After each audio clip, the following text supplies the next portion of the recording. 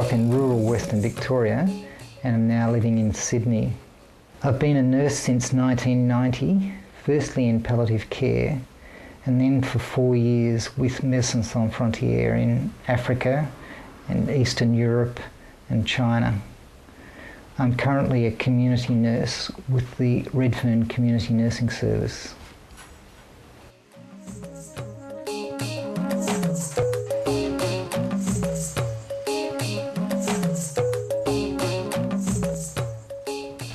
One of the great things about community nursing is working with people in their own homes where they have control of the situation.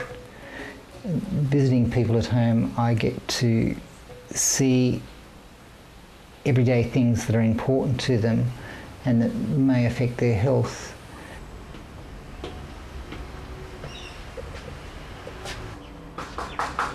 Betty, are you home?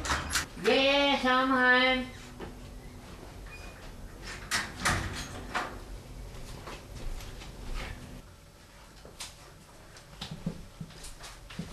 Good morning, Betty. Good morning, Charles. What are you doing today? Oh, as usual. Easy. Because they're in control of the situation, it means that sometimes I need to compromise and to cooperate with them rather than to dictate to them. As a community nurse, I think I have a far greater degree of autonomy while working in a team situation.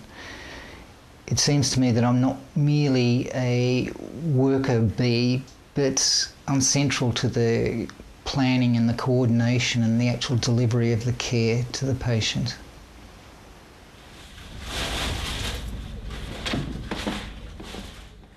Community nursing can be demanding emotionally. I need to be able to adapt to each situation and to each person. For example, I might need to be jovial and light with somebody, and then within half an hour I may need to be very sombre with another person. But in all cases, offering support and care. Working in the community means that I get to see the wider implications of my work, and this is probably much more obvious in some of the resource-poor settings that I've been working in with Médecins Sans Frontières. I worked on an HIV treatment program in Malawi, which is in Southeast Africa.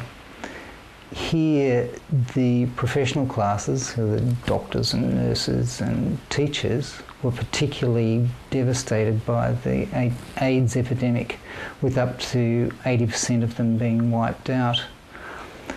In the case of teachers, this meant that large numbers of kids were not attending school simply because there were no teachers available to teach them.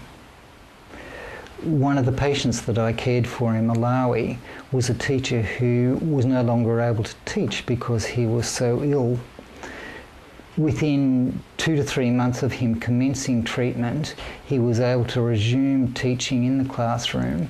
And obviously the wider implication of this is that kids were being taught again. I grew up in a small country town called Halls Gap.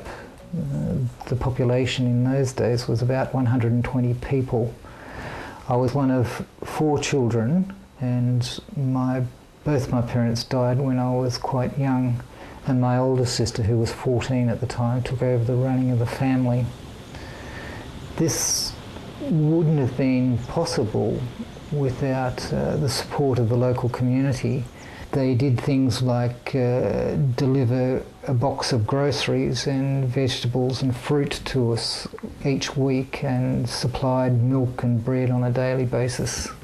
On reflection, this is probably where my sense of the importance of community developed, because without that support, obviously we wouldn't have been able to stay together as a family unit.